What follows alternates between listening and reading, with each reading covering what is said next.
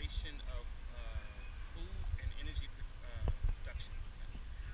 And so we do this by way of hands-on educational programs around urban agriculture, clean renewable energy, um, wellness nutrition, eco art, and ecological building. So we're here today at the Garden of Hope. This is one of the vacant lots that I've was able to transform into a community garden. It's an ongoing process, and so we're here to talk about some of that stuff. Great. And so you're telling me, Tobias, that this used to be what, an abandoned plot, or what's happening So here? the city of North has an adopt a lot program. This is something they took on as a way to deter dumping in a lot of the vacant property, city-owned property that occurred throughout the city of North. So it allowed a lot of community buy-in where residents were able to join the or participate in the adopt a lot program by leasing a vacant lot for $1 per year, Just $1. just for $1. And then that purpose is for them to transform it into some type of green space. Wonderful. Yeah. Wonderful. And you have not only one, but two plots that you've transformed. So I did have three. I lost one. Okay. But I currently have two, or I'm managing two community gardens, Okay. which were once vacant lots. And it's a struggle, you're doing it grassroots style. You don't have any hired staff, so volunteers come and go. Mhm. So it's a struggle and it's a process. And when I remember when we had, when we were collaborating in Newark, it was also a struggle, the politics of it, getting the community involved, Yeah, and so I'm just thinking, like, what is what right now is that struggle that you want to resolve or move forward to make this, bring this to the next level? Because I think I see what you see here. I see potential, honestly, of hundreds of people being fed with non-GMO produce. Oh, You know what I mean? That's like, you're not paying Monsanto for the genetically modified fruits and vegetables. I mean, it's just like, it seems to me like it's almost at that point where you're about to rock it off and really see a lot of success. So what is that next step, and how do you get there? Well, my personal goal, and my personal goal is to demonstrate how urban agriculture contributes to local economy. Local economy. Yes, the local economy. This is highly important. Okay. Because right now it's like, it's like what we're doing is, it's cute, it's nice, Mhm. it's a hobby, but it doesn't really get the right attention as it should. 'Cause Absolutely. we're talking about, growing food. Right. And One of the basic parts about being a human. yeah, exactly. So it's definitely one of the um, social systems needed for a human society to exist. Right. So that needs to be cultivated, and it needs to be supported. Mhm. So right now, it's a struggle because it's a grassroots movement, so to speak. So we're like working from the ground up Right. with minimal support.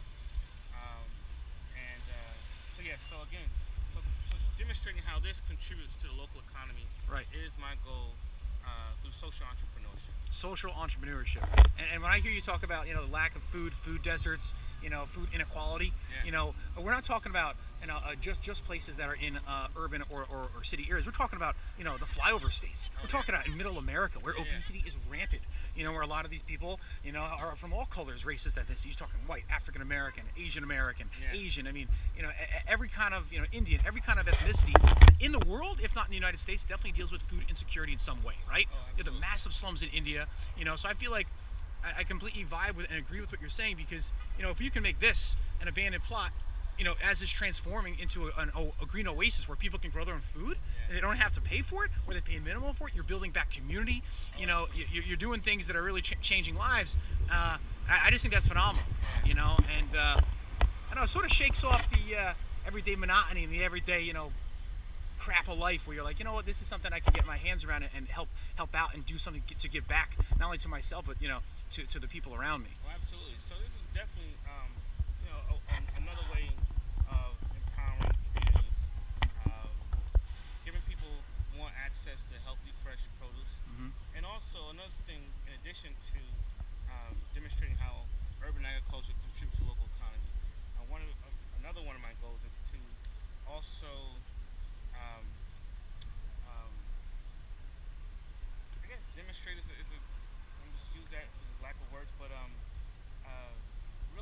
introduced year-round food production, Hmm. which isn't really that prevalent in a city like Newark. So Year round. yeah, year-round. So Okay.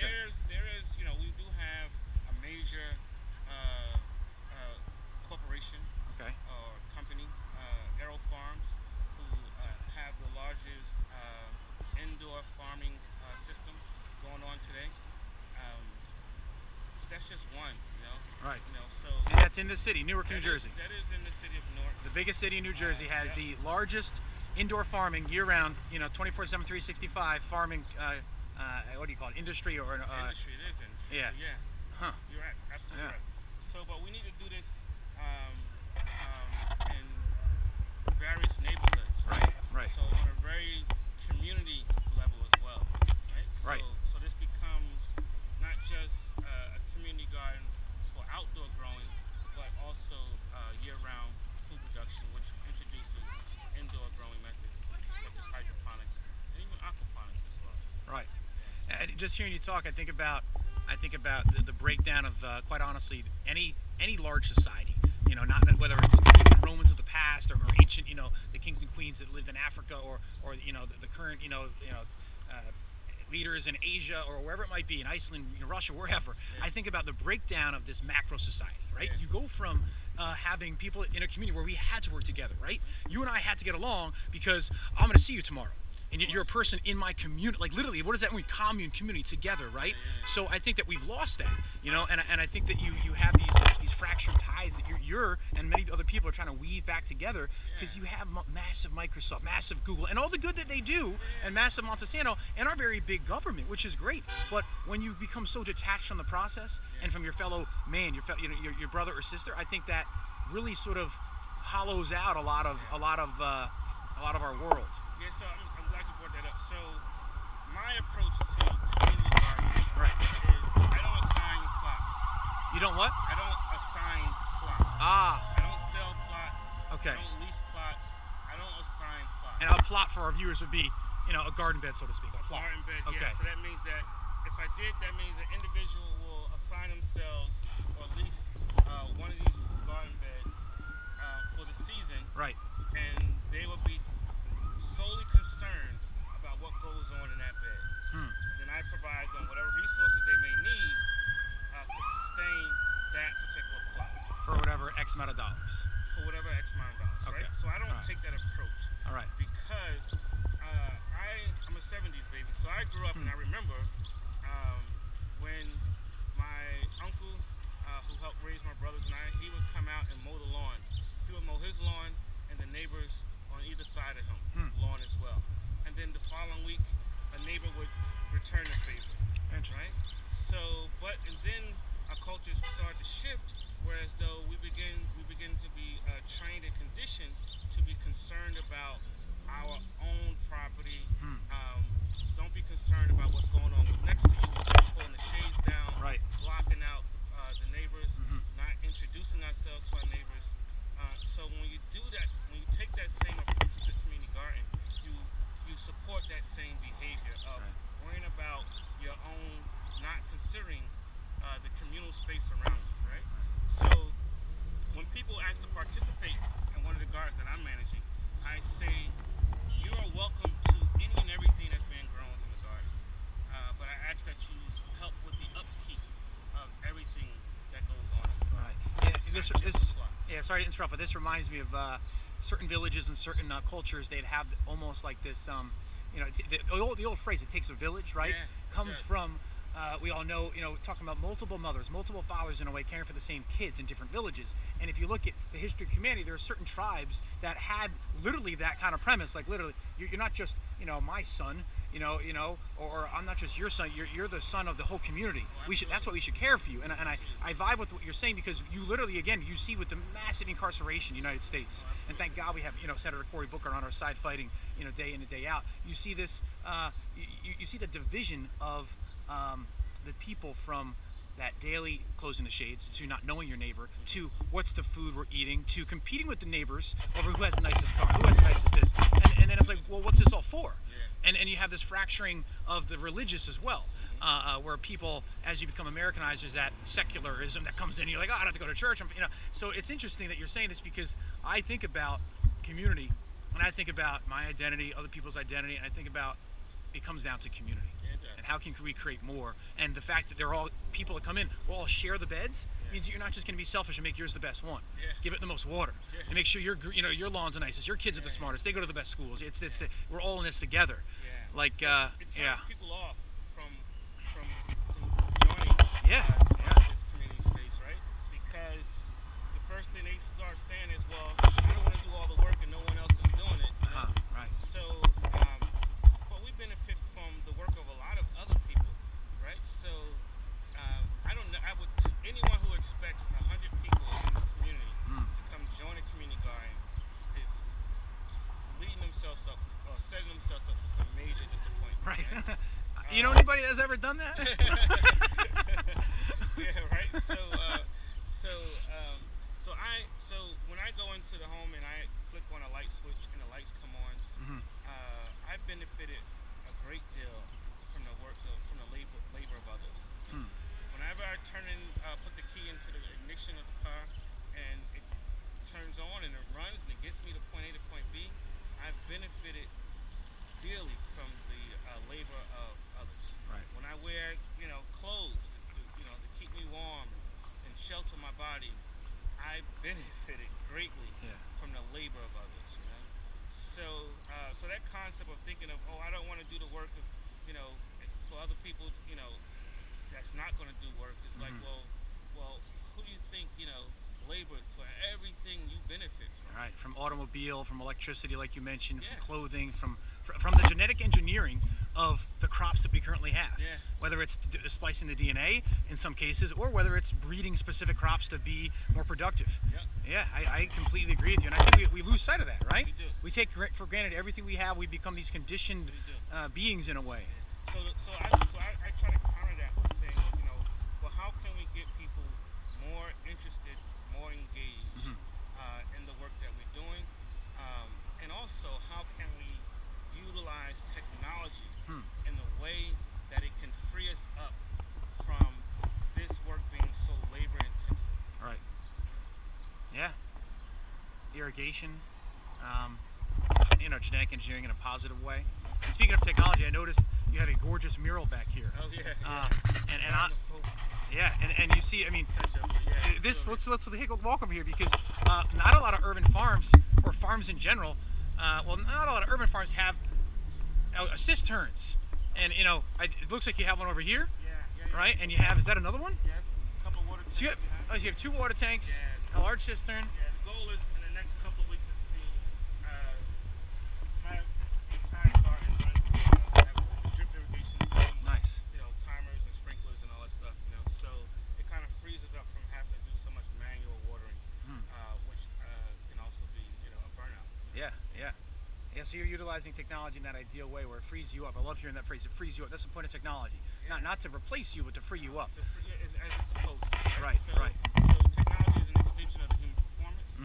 It's designed to free us up. However, when you live in a monetary system, technology is used in the most negative way, which is how to maximize profits, and minimize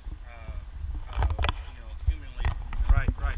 And I'm glad you brought that up, because I don't think there's anybody that we can list. Maybe there's 1 or 3, I don't know, that are living off the grid, sort of detached from the monetary system, right? So it's like that. Yeah, we're all connected through that necessary evil of having to deal with the almighty dollar, or some people might say the necessary, benevolent, if they have a good relationship, with finances and money, right? So it can be very empowering, because through money comes power, but depending on how you use that is important. But you asked me to ask my students a question years back when I taught in Newark that said, if money didn't exist, right? And my students loved this question. Like, if money didn't exist, and you had all your needs met, right? You had enough food, you were able to, if you wanted to get married, have kids, and whatever, just drive, your car, you had all your needs met, right? What would you do? And I think about that, and there's a quote by Steve Jobs that says, it was a Stanford address. What do you call the address where when people are graduating? Not the inauguration, the commencement speech. So Stanford commencement speech. Steve Jobs, who's definitely revolutionized how the world goes. You know, I wake up every morning, look at myself in the mirror, and say, do I want to do? If today was my last day, if today was my last day to be alive, would I want to do what I'm doing today? You know, and I think that sort of beautifully couples our point here, right? Like, okay, so we have to deal with money, for the better or for worse. Yes. But having said that, if today was my last day, would I want to be doing this? Is that what feeds my identity, my body, my mind, my soul? And I think that what you're doing here feeds them all. You know, I mean, look at it. This used to be an abandoned plot of land where you have the worst parts of society and the worst parts of collateral damage from a very biased society. Although some might not want to admit it. We have some vast inequalities, you know, in our societies, in all societies. Yeah. Yeah. So I mean, you make a lot of good points. So I can't really, you know, contradict what you're saying. Yeah. Or counterattack what you're saying, because a lot of things that we're saying is we're in agreement. But it has definitely helped transform this particular neighborhood. Yeah. I mean, if you've seen it before and after, huge dramatic change. Huge dramatic change. So what did you see? Well, it was a lot of, first of all, it was neglect, one. And then with neglected environments or neighborhoods, it becomes a nest bed for, you know, crime and all types of ill behaviors. Right. So when you see development like this, positive development like this, those behaviors either change or shift to another neglected part. Right. It's the broken windows effect, where if you have one broken window, people say, "Oh, this place isn't cared for. You know, we can litter, we can trash, we can dump things here." Absolutely. So you completely, it's the opposite. This is the fixed window effect, Yeah, right? yeah. So, and I really do wonder, like, you know, how many youth that you're interacting with and how they're like, "Oh, wait, you know, Tobias, the guy who runs Newark Science Sustainability, he's gardening today, or he's out in our."